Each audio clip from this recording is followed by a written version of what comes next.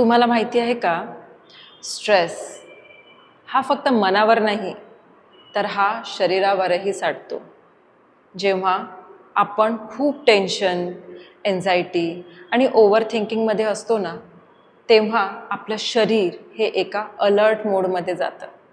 आणि त्यामुळे काय होतं की आपले मान आणि आपले खांदे हे स्टिफ होतात, बॅक पेन वाढतो, यामुळे डोके दुखू शकतं, शरीरामध्ये थकवा जाणवतो आणि श्वास हा आपला जलद होतो.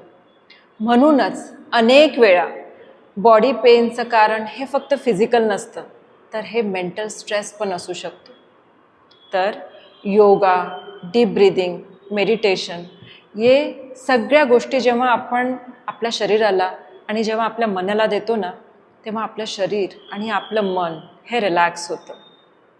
तर दररोज जर तुम्ही 10 मिनटं या सगळ्या गोष्टी आपल्या शरीराला दिलं ना, तर तुमचं मन आणि तुमचं शरीर हे तुम्हाला आशीर्वाद देतील, हे नक्की.